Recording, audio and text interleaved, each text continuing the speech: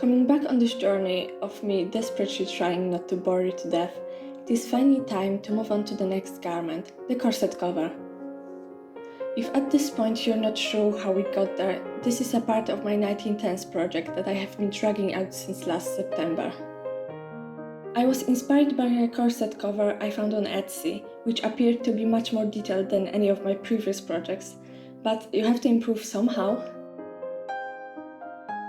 Luckily, I had a corset cover already pre-drafted from the time I made a pair of Edwardian combinations, and I only had to adjust it for this particular project.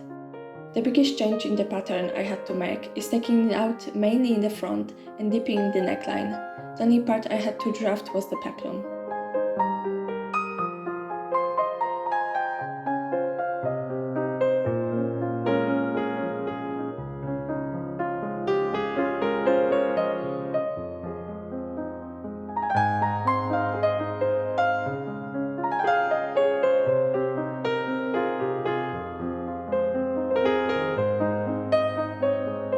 In the spirit of sustainability, I used a leftover cotton batiste. It appears to me that the same type of fabric was used on the original, at least judging by the visible texture.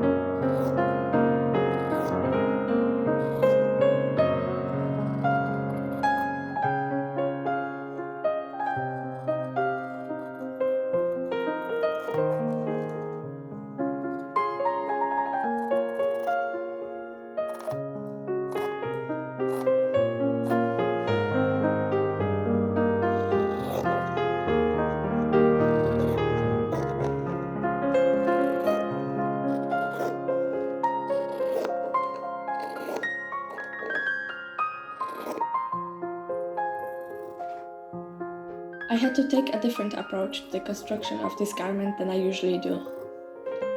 Before I could attach all the pieces together, I had to finish them all individually. I wanted to try out the beautiful lace insertions I've seen on a lot of accent clothing and settled on a simple design from the original I have already mentioned. Sadly, the lace I'm using is made mostly from polyester, as I couldn't find the right width and design of natural fiber lace in my price range.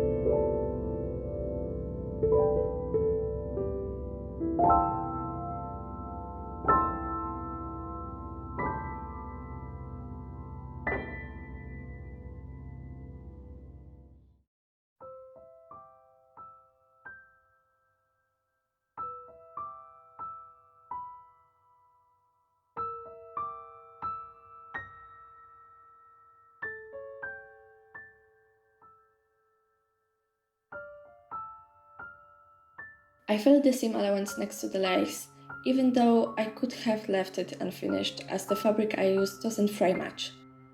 The finishing also added an decorative element as the stitches are visible from the outside. Also, I'm proud to say that since the last time I did that, my finishing became 2 times narrower than before.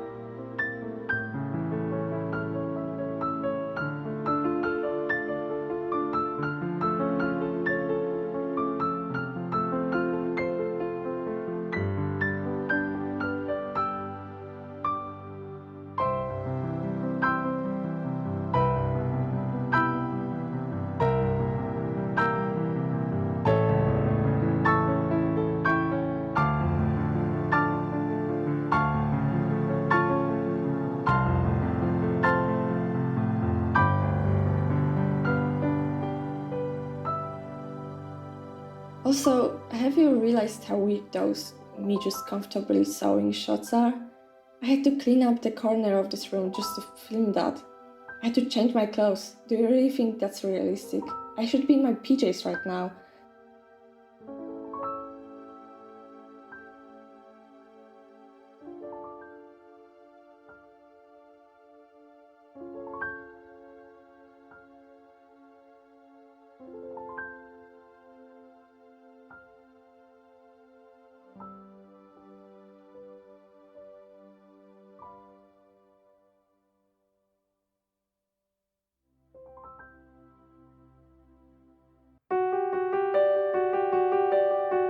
Then I moved on to the back panel. For the first time, I decided to do some pin tags. Even though this is a very simple way to make a garment more fancy, for some reason I never used it before. Also, this was one of those moments when I allowed myself to use a sewing machine to save some time.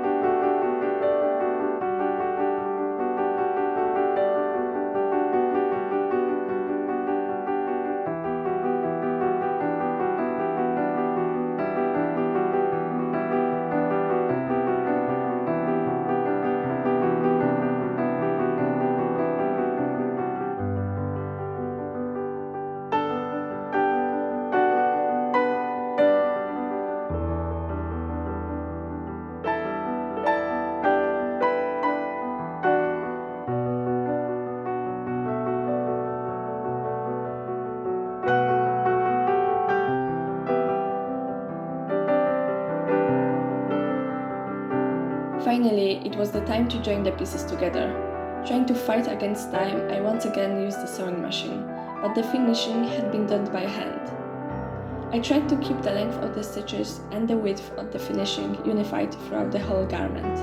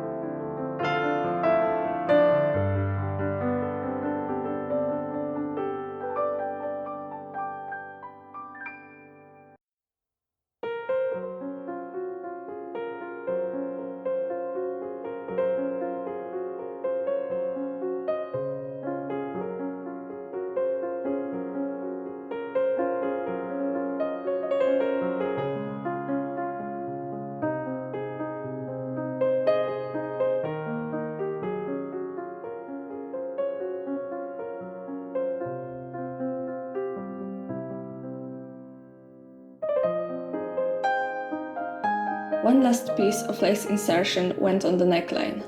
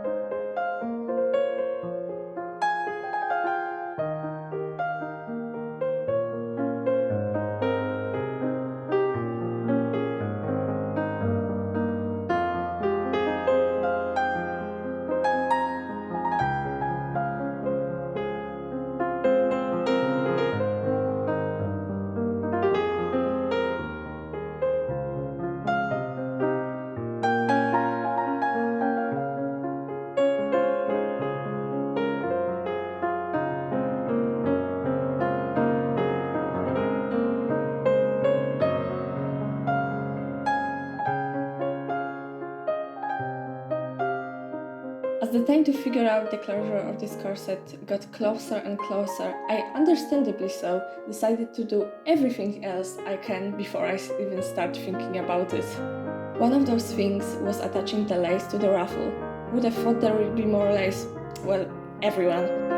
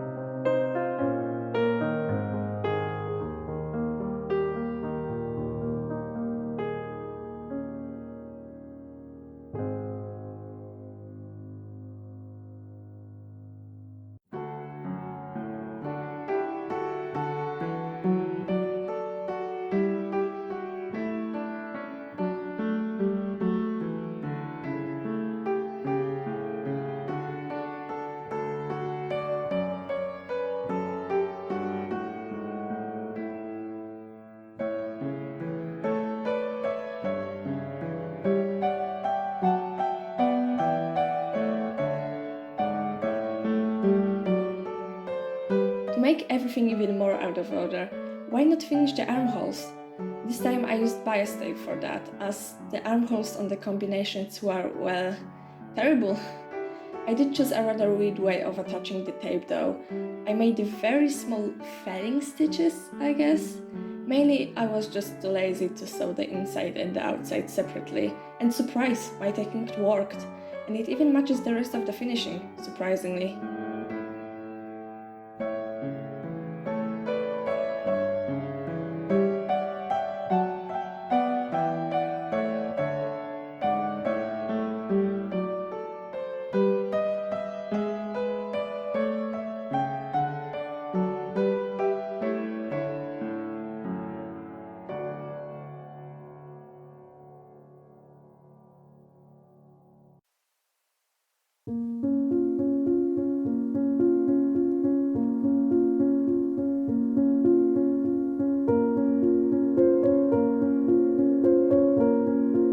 Now, you may think I'm going a bit overboard with this procrastinating, but this time I actually do something I had to do before the closure, and this is the finishing of the bottom edge of the top.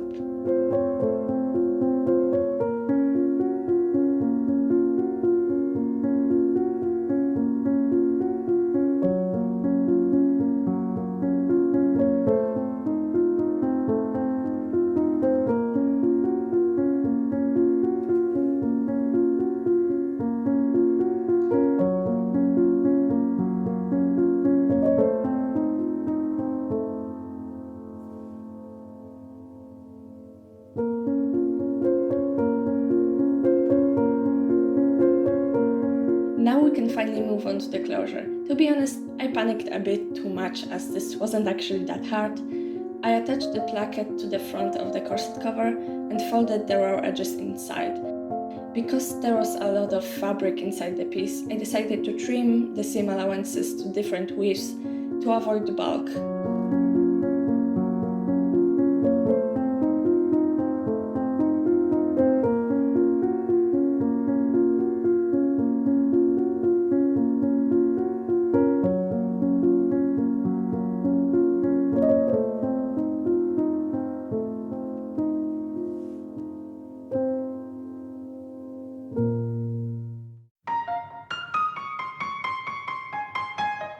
I sewed the buttonholes by hand. A nice change I've noticed is that the buttonholes turned out much cleaner than the one of the combinations. I think this garment is a really good example of how much my hand sewing improved since last time.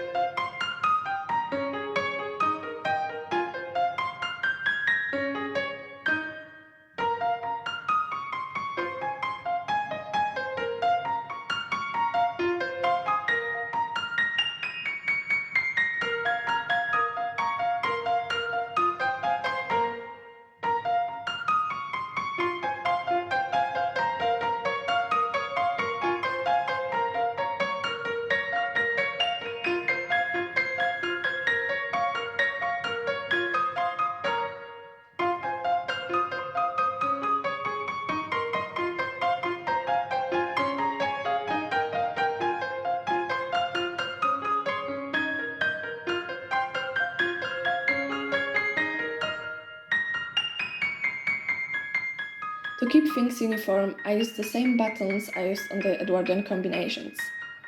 Well, okay, I might have actually used them because I bought a lot of them.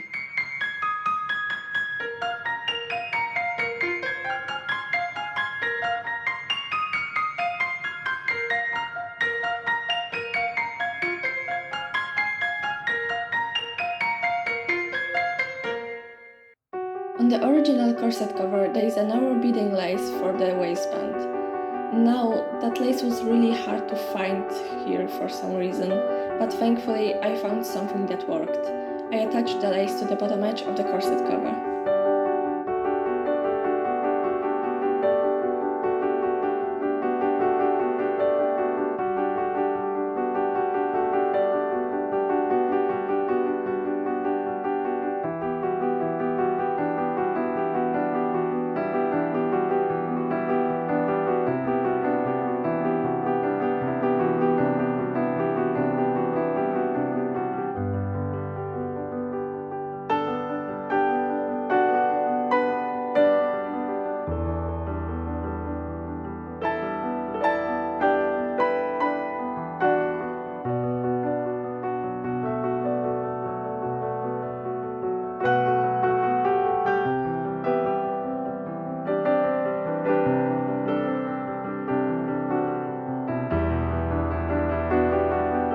Before I could sew the ruffle to the waistband, I had to finish one last edge. To avoid any weird stretching, as the ruffle is cut on a quite dramatic curve, I started felling it from the middle.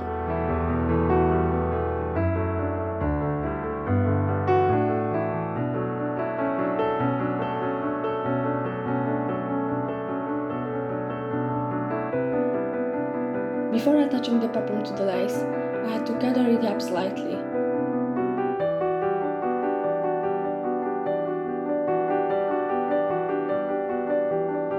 To make sure the gathers were even, I first attached the center back, center front and the side seam, and then gathered everything.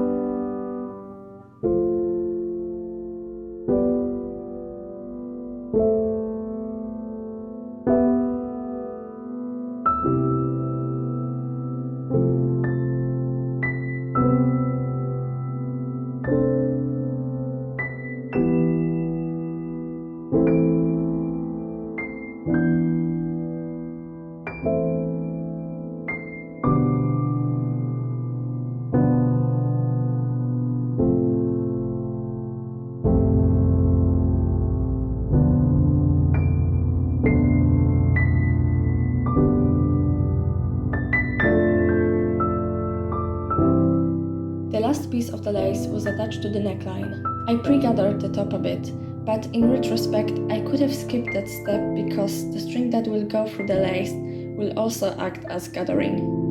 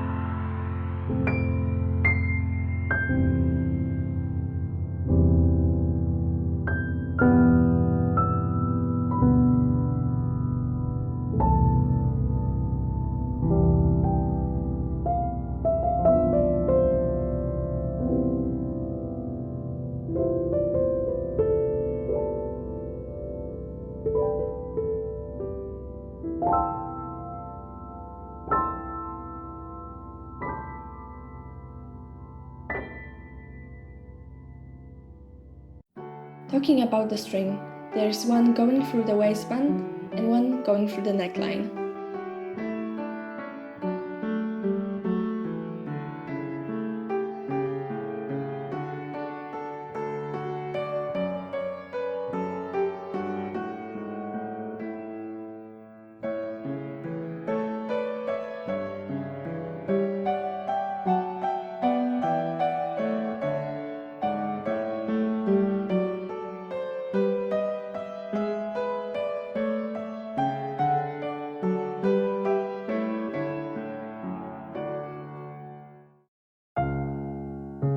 I think this corset cover turned out great. It has this delicate yet detailed feel to it.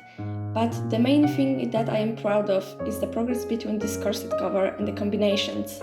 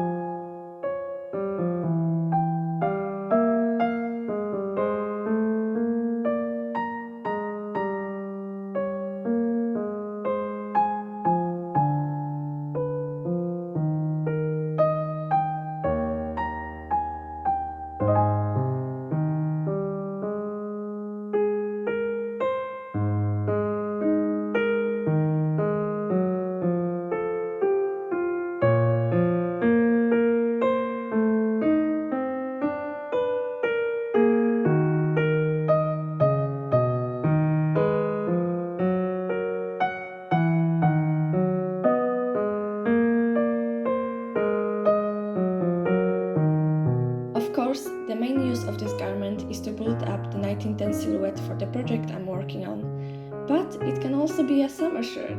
It might be a bit sheer, but let's be honest, you can see bras from under pretty much any modern blouse.